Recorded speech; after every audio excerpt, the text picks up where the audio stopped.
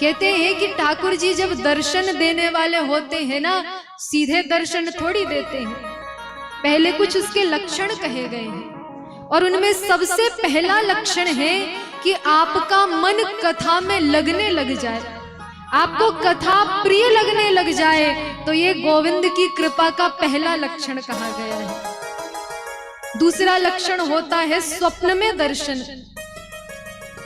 स्वप्न में कभी ठाकुर जी दर्शन देने लग जाए तो समझिए आप दूसरी सीढ़ी पर पहुंच गए। लेकिन हाँ, यहाँ पर थोड़ी सावधानी रखनी पड़ती है। ये नहीं कि रात में स्वप्न में ठाकुर जी ने कुछ सुंदर लीला कर दी तो सवेरे उठकर दौड़ी दौड़ी अपनी पड़ोसन को जाकर बताए, रे आज तो मैंने अपने बिहारी जी का दर्शन स्वप्न में कर लिया। बस महाराज, जैसे आपने बताया ना, सोई लीला वहीं पर रुक जाती है। इसलिए कभी भी स्वप्न में यदि अच्छा दर्शन हो, कोई ठाकुर जी की सुंदर लीला का दर्शन हो, तो वो कभी किसी से नहीं कहनी चाहिए, अपने हृदय में रखो। तीसरा लक्षण कहा गया है कि आपको अनुभव होने लगे। कैसा अनुभव? जैसे घर पे ठाकुर जी विराजमान है, आपको कभी ये अनुभव होने लगे कि हमारे ठाकुर जी को भूख लग रही है, अरे हमारे ठाकुर जी को प्यास लग रही, अरे आज इनको ऐसे वस्त्र पहनने की इच्छा है, मतलब कोई आपके साथ अनुभव होने लगे, तो ये समझिए प्रभु के दर्शन की तीसरी सीढ़ी है। और तब भी लोगों से नहीं बताना चाहिए। आजकल कभी कभी हमारे मन में एक बात आती है, लोग कहते हैं ना, पहले ठाकुर जी बड़ी जल्दी आकर दर्शन दे देते थे, अब क्यों दर्शन नहीं देते हैं? आजकल भगवान ने दर्शन देना बंद क्यों कर दिया है? इसका कारण क्या है पता है?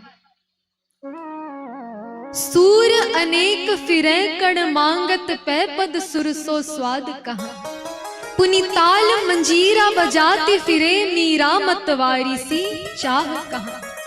सिया राम कथा कितनों ने लिखी, पर तुलसी जैसी मर्यादा कहां, और नरसिंह बसे प्रति खंभन में, पर कानन को प्रहलाद कहां। महाराज, भगवान नरसिंह नारायण आज भी कण कण में व्याप्त हैं, लेकिन उन्हें प्रकट करने वाला प्रहलाद जी जैसा विश्वास कहां है?